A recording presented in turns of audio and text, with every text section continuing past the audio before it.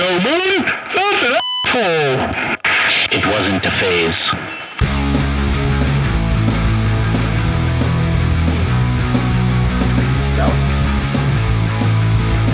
Hello, everybody. Welcome back to the Senior Citizen Podcast. Today, we are switching it up a little bit, and we get to talk to Meta Forza, a producer. Thank you. Thank you for having me. How you doing? Good. This is take 2 for everybody out there, by the way, so I'm going to try to keep switching this up. Yeah. Keep me guessing. Yeah, right? Not having the same exact conversation as last time. I want to be genuine, so I don't want to repeat everything. Right.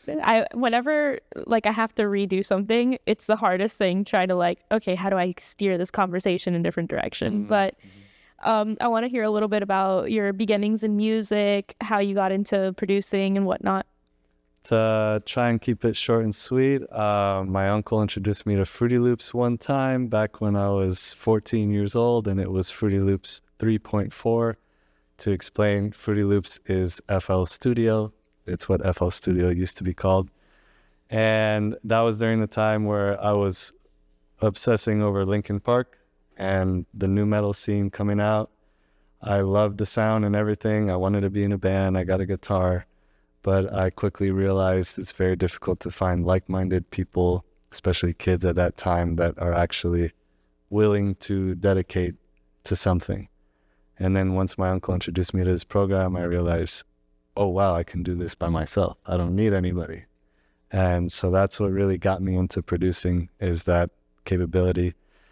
And then eventually over the years, I realized I can't exactly do it by myself because I'm not a singer. I mean, I can sing, but you don't want to hear me. So in the end, fast forward, that's why I've been producing behind the scenes for other people and collaborating with other artists like Carlos Rowe. Producing is like music for introverts 101. Yeah. I don't want to deal with other people. So I'm going to get into that. I had the social anxiety as a kid in high school and not knowing myself and all that. So it was really appropriate. What I'm angry about is how you're going to drop the name Fruity Loops and change it to FL Studio. I know. I like, why change it? Keep it as Fruity Loops. That was iconic. Yeah. They wanted to sound more professional, I guess. It sounded too much like a child's game. But be OG, Stick to what you started with, and that's what makes you famous. For sure. And I hear the Linkin Park influences. Was there any other bands that got you really excited from that time? The ones that stick out are Hoobastank, POD, Papa Roach, a little bit of Slipknot, Metallica as well, the 80s stuff too. A lot of those bands, that sound. So you have a pretty solid background in alt music, in rock. I know 2 Hoobastank songs, and one of them's a remix of The Reason. So I've never actually sat down and listened to Hoobastank. Really? Yeah. Oh, you should. I love it. Is there a certain album that you would recommend? I don't know the albums, but songs I'll give you right now. Same Direction. Okay. Is amazing. Crawling in the Dark is their first song I heard of. Okay. And Running Away.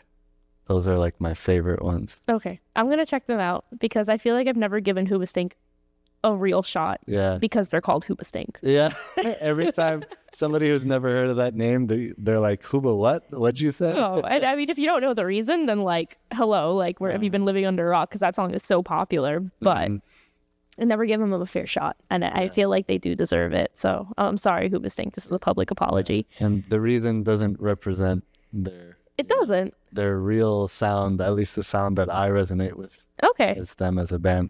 Because The Reason was more popular, poppy for radio, and that's why it blew up. Because, right. It reached more people than just rock enthusiasts. For sure. But you have this pretty solid background in rock, and you decided to jump into EDM.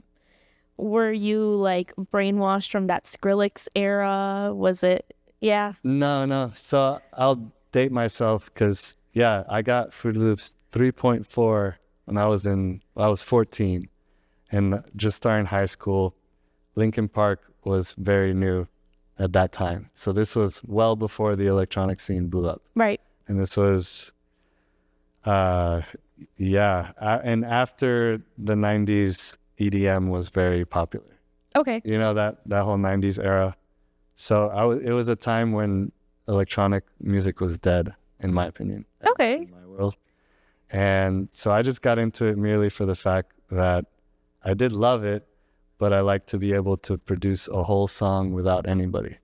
Okay. That was the enticing part to it. Yeah, they're enticing. But I did love The Root, Sandstorm, and all those 90s songs from Y100 that they used to play back. Y100 was so good. Yeah, it was so good back in the day. Back in my day, at least, too. Because to solidify this age gap, Linkin Park has always been huge, as far as I have recollection. Like, I wasn't there for like, oh my God, this album came out and it was fantastic. Yeah. It's just always existed. I was in middle school when Hybrid Theory came out. What year did that come out? Now I feel like I have to Google it. Hold on. Pause. That's a good question. Hybrid Theory, Linkin Park. 2000. 2000. 2000. Ooh. I was in This album is turning 24 in a matter of days from this interview, which I find so impressive. It's wild. That's why it's always existed for me. That makes a lot of sense now. But okay, so you liked the fact that you were able to produce things completely on your own. Yeah, not having to depend on anybody. I know that was your reasoning for it, but it did end up being something very forward-thinking, seeing how EDM did blow up and how Skrillex and Marshmello and all these like DJs have been able to get away. I've seen some incredible fusions right now with electronic music. Like, have you heard an electro corrido? No, but it sounds like I have to. Dude, I'll tell you the name. Like, I don't remember the name of the song, but it's like, it's impressive how all these genres are blending now, and you're taking your talents back to your roots and working on some more alt stuff now. How is that? Why now? I don't know why now. You ask the universe, because I've always wanted to, you know, but it just happened naturally. I was producing for different local artists here, like Baby City Club, Lucas Coast, and I work with Valeria Sid, which, you know, if you look them up, they're legit. And where was I going with this? I was always behind the scenes with them. And like I said, I'm not a singer. So I never felt I could make really good music successfully without a singer. So that's kind of where I found myself until finally I just realized what makes me the most happy is the sound I want to make, and I'm not catering to anybody. And being a producer, you have to cater to that artist you're working with. So it's just funny how the universe works, because I was like, this is what I really want to do. And then that's when I meet Carlos Rowe, and she's a rocker. And I'm like, oh, wow, I can make rock music. Right. Finally, you know? And are you looking to produce more rock artists at this moment? Yes and no. I wouldn't want to just produce a whole band. Okay. Because I'm the rocker as well. Right. Like, I'm the artist. It'd be me collaborating with anybody. How we have Obi on the drums as a feature on some Carol songs, right? Yeah. I got very Latin for a moment there. Yeah. But we've been seeing that a lot in the Latin world, where the producer is even like featured in the song. They're becoming more of their own artists, and I think that's what you're looking forward to as Meta Forza. So Meta Forza is a rocker. That's what we want to establish here. I guess we don't want to establish it, but it's very rock influenced. I guess to put it in a broad genre, it's electronic music. Okay. But like you said, everything's blending, so it kind of works out. I think, like, even with cultures and race and society, eventually we're all just going to blend into one species, race. And I think that's what's going to happen in music as well. For sure. I think we are in the middle of it happening, really. But the advantage with electronic is that it can really work with anything. You don't really have any sort of restraints when it comes to blending electronic with other genres of music, as you would, like, I don't know. It's hard to have a No, it's not really. I was gonna say a metal ballad, but they exist. Yeah.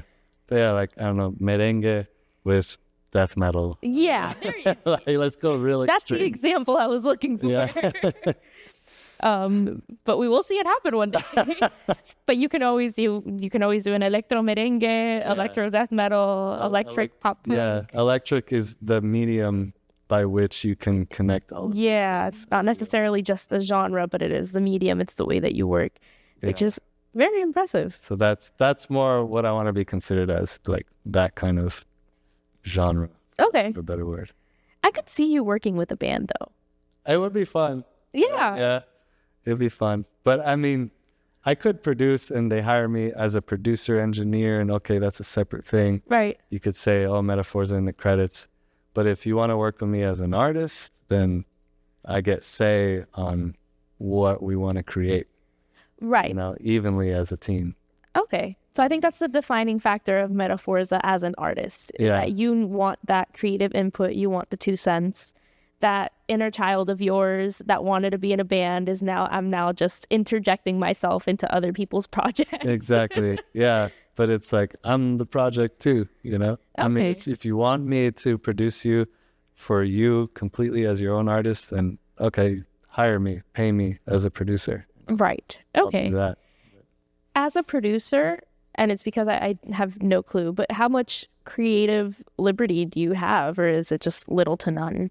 It depends on the artist and, you know, what was established when you first met the artist. Maybe I respect a lot of artists. Sometimes they know what they want and they just need to make that happen.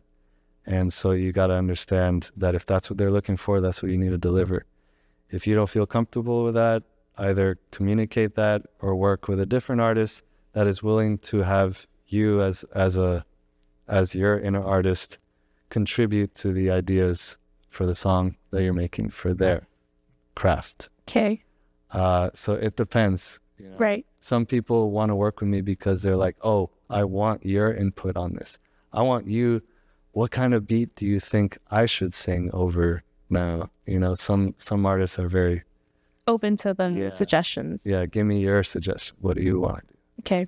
Have you ever dealt with someone, and you don't have to name names, but that has just come in with their mind set on something? It sounds terrible. It's not working. It's not your jam, but you have to produce it anyways. Fortunately, not so much. There have been songs where I don't resonate with, but fortunately, I've worked on all the music I've worked on. I've at least been able to see why someone else would like it. Right. You know, maybe I don't like it, Yeah. but it's like, all right, it could still be a hit. I just won't listen to it. It's sometimes hard as a journalist because you don't want to be fake. You want to keep your journalistic integrity. We get a lot of artists. There's a lot of artists in the world, in Miami solely. And sometimes you have to act so excited about their song. I shouldn't be saying this. I see where you're going. But it's just one of those things where it's like, why? Why? And then something that gets me very excited about this local scene is that it's in a smaller level, but you see people really being so creative, really stepping out and creating something genuine, something that you don't see going on right now, whether it's completely innovative or it's just something that we haven't seen in a couple of years. So I think that's why I really thoroughly enjoy doing this podcast. That's cool. As opposed to sometimes listening to some music that just doesn't feel like it really has their whole heart in it, or there isn't much depth into the lyricism or the music or anything. So And this podcast caters to your taste. this podcast caters to my taste. If no one wants to listen to me, I'll listen to me. That's good. Yeah, and if the more true you are to yourself, I think the more likely you are to succeed anyway. So For sure. But I can see why you're taking this angle of Meta Forza to let yourself be creative, because I think just producing things without having too much creative input, it's going to frustrate you as an artist and as a person and as someone who wants to keep growing in whatever you're doing. As a producer, and I know I asked you on take one, but that's fine. what can you advise? Because producers are expensive. You said pay me, and Yeah. that's a lot of money. They can't. You gotta live. You got bills to pay. I don't. But not everybody has access or financial the financial means to hire a producer. What tips can you give them to get started on their own to make the process maybe a little easier? For the artist or the producer? Artists. For the artist,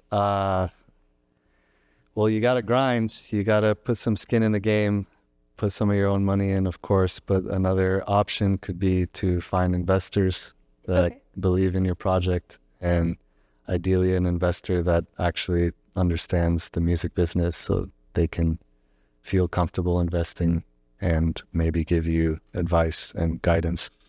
That's one thing you could do. But otherwise, I mean, if you want to produce at home, just to get started on a couple tracks, to get something out there to show investors, how should they go about it? Yeah. Like how I started working with my guys, Baby City Club. They came to me with this project, and I was like in my Meta Forza thing, but nothing was hitting yet. And they really loved Meta Forza, and they thought, oh, what could he be like as a producer behind us? And they asked me if I wanted to be part of this project and grow with them. And I hadn't ever really produced for someone else. So I was like, all right, let's team up. I'll grow with you guys. We're a team. Let's grow together. We only make money if we all make money. So it was that kind of partnership, kind of a family vibe to it. So I'd say if you're just starting out as an artist, find someone like me that was hungry, and they may not have all the experience, but they're willing to grow with you and not charge you. And you gotta, maybe there's a factor of luck in selecting that right person. But yeah, find someone that you believe in. Right. And it's the same when you're working with any sort of creative, whether it's a graphic designer or a director or something for a music video. And payments aside, because you could probably get the most expensive one, but if they're not vibing or understanding your idea, then, it's kind of a moot point. Why am I working with this person? So that collaboration is a big one for getting started. We have another introvert completely that just wants to get started in producing. They don't have a studio nearby, but what can they do at home? What program should they invest in? Oh yeah, I mean, I'll be biased when I say Ableton. That's what I use. I switched from Fruity Loops to Ableton because I just liked Ableton's workflow and ability to sound design and program. You could be very creative with sounds in there. I feel like most electronic producers use Ableton. But yeah, I wouldn't say start with GarageBand. No. I mean, you can, but why not just invest a little bit of money, buy a legit program? You love it, just invest some money. And I know people always make the excuse that, oh, I don't have money to put into it. I'm like, well, you got to make money to live. And there's a way to get that money and save it. If you really want it that bad, you will spend money for it. Right. You Put spend it on a credit card. Yeah, like find ways, be responsible. But yeah, you go out to get a couple drinks at a bar, but then you can't save, some money to invest in your dreams. Right. Okay. And tutorial wise, they should just go to YouTube, or they're at a website. YouTube is what created me, my skills, but I will also recommend mixwiththemasters.com, I think is a website, but Mix with the Masters. That allows me to feel like I am in the scene, this underground world of the biggest producers, and it really allows me to keep up with the latest programs, and I feel like I can keep up with that level of caliber that the greatest producers are. Okay, that's cool. So Mixing with the Masters gives you the latest. It's the place where you can find the newest stuff that comes out. Yeah, it helps keep me in check that I'm, doing the best I can and always, keeping up with the game. Right. No, it's interesting though, because on YouTube, you can obviously find specifics for what it is that you're trying to do in that moment. But if a new program comes out, you don't always have, easy access to how do I use this and what does it do? Yeah, but you can also Google that as well. How do I do this in this program? The internet is. But now I have it in one safe, secure website that I could just bookmark it and go back to it whenever I need it. Yeah. And the good thing is, like with YouTube, you don't know if who's explaining said program is legit or if they know what they're actually talking about. You don't always know their credentials. You can look at their subscriber amount, but they could have all those subscribers because they're a fad or entertaining. So, or they could be bots. Yeah, they could be bots. You know, you never know. But with mixed with the masters, it is reputable people in the scene in the music industry. So you know you're getting the right intel. Okay, I love that. We're all about information here and learning. I'm going to learn how to be a producer. No, I'm kidding. I mean, I would support it. That'd be cool. I'm good. I don't have an ear for anything. But it's funny because like the mixing with the masters, I feel like that's kind of like every time a new things comes out on social media. Like, here's a new function that nobody asked for, and now you have to use it to please the machine, you know? Yeah. Yeah, but I'm over that stuff. A very serious question, though. As a producer, as Meta Forza, in the Spanish songs, we always hear like everybody announcing their name, and the producers have a little like tagline. Do you have one? No, I don't use one. Are you now thinking you should make one? No, I think I did try and have one, and then I'll just let the artists of whose song it is, if they want to shout me out, they can, and they will. You know, they can do it, and the way I like to encourage them to do it is just Forza. So if you can fit that in the key of whatever song it is, it's funny because one of the guys, June Summer from Baby City Club, he's the one that came up with that, and it just stuck. I was like, I like that. So it's not like a typical tagline. What makes it different is I let the artist say it if they want to. Fair enough. You know, yeah, because I think the other ones are tacky nowadays. It was cool. There was a time it was cool, but I feel like it's played out. Right. My favorite thing is when you have those huge songs with like 8 collabs on it, and they spend at least a minute just like everybody introducing themselves. They have memes about that, yeah. They have memes about it? Yeah, I don't remember where I saw it, but like I'm sure there's reels on it where it's like when there's more taglines than there are lyrics in the song. And they like say it for like a straight minute. Yeah. No, the one that comes to mind for me every time is that Te Bote remix. There's like 7 or 8 people on that remix. So it's at the end of the song. Yeah, it's at the end. Okay. But you get to the point where you sing along with the taglines. Like to me, that is already part of the song. I am singing your taglines with you. That's what I'm asking, because I love the little taglines. I think it's tacky, but it's fun. It's a little cheesy. Yeah. But yeah, no, I'm excited for this phase because Meta Forza as an artist is more of a recent thing. So I'm excited to see you grow. Thank you. We see at the studio that you're always prepping cocktails, espresso martinis for the guests, for the artists. That's what I think. So are you a bartender by night? How did we learn? Are you following instructions? It's kind of a new thing. I only learn specific cocktails that I like off YouTube, go figure. And I'm like, ooh, this person's coming over tonight. Which one would they like? And then I like text them, hey, you in the mood for espresso martini or whatever? And I'm not a bartender. I just learned how to make the specific cocktails, and then I realized it adds to the experience for whoever is coming to make music at my studio. And it's like, I don't cook, but I can make cocktails, and that's what I have to serve my guests. Right. You know? So come on a full stomach. I mean, unless you want to Uber Eats. Once you're 4 martinis in on an empty stomach, that's not fun for anybody. Yeah. I'll order pizza. You know? No, and I love that you go through like the elaborate drinks, because when you're at any restaurant, I see a lot of restaurant memes, and they're always just like, everybody wants a fucking espresso martini, because I guess there are a lot of work to go through. Yeah. What has been your favorite cocktail to make by far? Oh man, I mean, the espresso martini has been a hit. Lychee martini is awesome. How do you make that? I need the quick. I'm not gonna look it up. The way I make it, my sister taught me.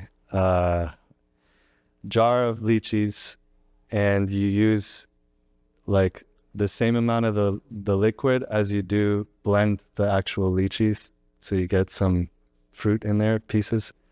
So same amount of liquid as blended lychees, and then vodka, lime juice, very important. Fresh limes, the best. Squeeze it.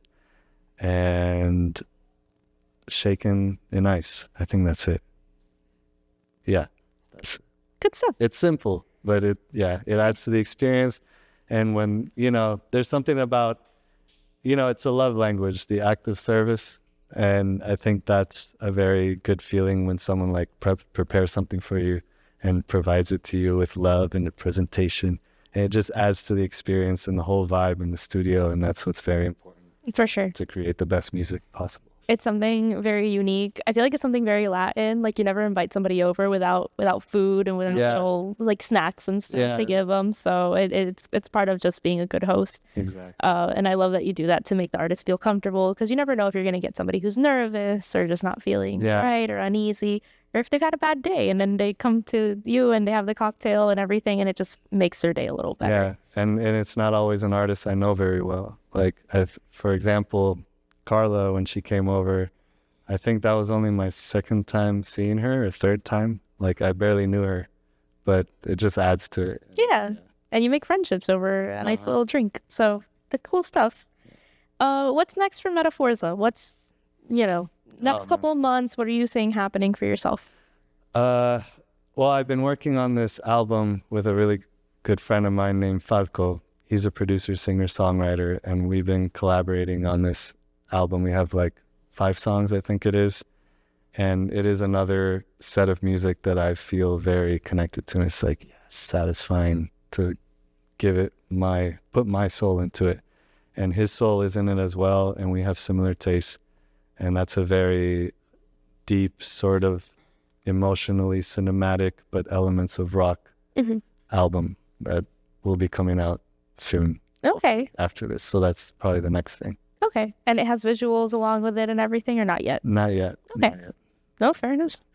And that's Meta Forza as an artist. You are, it's you. So that'll be another collaboration, Meta Forza Falco. Perfect. Not just pay me shmoney. Yeah, exactly. Like, this is team. No, I love to hear that. I'm excited for it. I'm excited for your single with Carlos Ro, that I know that's in the works, almost done. Probably out at this point. I don't know yet. None of us know when it's coming out, right? Yeah. Soon, though, as soon as possible. As soon as possible, and I'm very excited to see what else you're gonna do with Meta Forza as an artist, and letting that creativity thrive and bringing back that good '90s sound.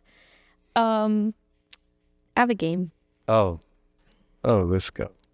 It's a green flag, beige flag, red flag. I have a list of icks. Wow, when you mix list and icks. Anyways, so I'm going to tell you an ick, and you have to tell me if you think it's a green flag. Beige flag as in like, oh, it doesn't really bother me, but I can see how it bothers someone. Okay. Or red flag. They talk about their ex. Pretty red. Even if they just mention them. It depends on the context. If they mention them completely as some concrete fact that had to do with the conversation, then that's fine. Within reason. All right. For the simple answer is red flag, because assuming the context of that question is like right. Yeah. It just happens all the time. Yeah. Right. They have to top any story you tell. Oh, that's red. That's one of my biggest pet peeves. Like, that's not just a normal red flag. It's like the guy that runs around with the gigantic red flag. Yeah. Have you seen him?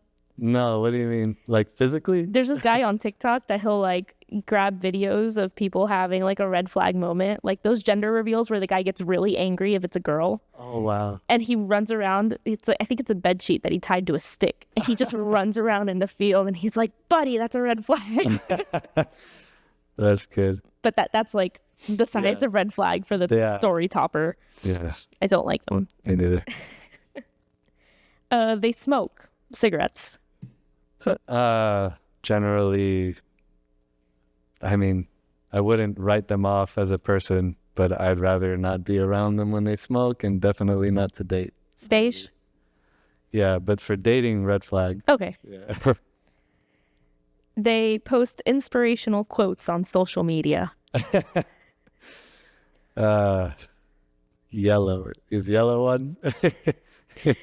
Is that leaning more to red or? Yeah, like is it between green and red? Like I wouldn't say beige because it's not that I don't care about it. It's still like limit to one inspirational quote every 6 months. I think it depends on who does it. Like if it's like a grandma on Facebook, it's like, oh, you're so cute. I feel inspired. Yeah, but that's true. if it's other like people around my age, I'm like, Yeah. ooh. Like, come on, man. Yeah. Did you come up with that? And like, they didn't come up with it. It's like they found it online. Yeah. It's in like really poor quality too in a graphic. They confidently sing the wrong lyrics or get a famous quote wrong. That's endearing. It's endearing. It's a green flag. It's okay with you. As long as they don't think they're right and you tell them, hey, it's this. And they're like, no, you don't know what you're talking about. As long as they're open to being corrected, it's endearing. That goes back to the one of the other red flags that I did, that it was if they're rude to a waiter. Oh, yeah. And I got into this whole story about how I hate it when waiters treat me like I'm crazy. Like I go to the same restaurants a lot and I know how things are supposed to be. So when something is missing and you're treating me like I'm crazy, ooh, that's the other way around. Yeah. The waiter's at fault. Yeah.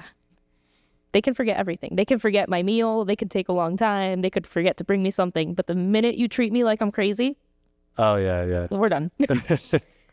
But yeah, being corrected and being open to it, that's the green flag. Yes. They have a Velcro wallet or purse. Beige. Say red. Yeah, that's a no-go. The noise is just... Imagine you're like somewhere trying to just quietly open your purse or your wallet. And it's like... Yeah. Okay, as a man, definitely don't go walking around with a Velcro wallet. That's embarrassing. All right, Forza, this is your shameless plug moment. Go ahead and let that camera know everything they need to know about Meta Forza. What they need to know about Meta Forza is that it's not just me, it's you. To give you a quick breakdown of what the name means, it is meta, self-referencing, Forza, force. Only together can we accomplish our goals, and I need you with me. And I am you, you are me. Without the artist, there's no listener. Without the listener, there's no artist. I'm making music not only to satisfy myself, but to satisfy you. So in a way, you are the creator, whether you realize it or not. And I want you to join me on this journey. I love that. Like I said before, I'm super excited for what you're doing. Fans out there, artists, whoever you are, if you are looking for a producer that's going to give you an innovative sound, I suggest reaching out to Meta Forza so that you can get a different outlook on your music and probably, create that one banger that's going to skyrocket your career. As far as it goes, just make sure to subscribe, follow everything, engage with the Senior Citizen Podcast, because please, we are here every week trying our goddamn best.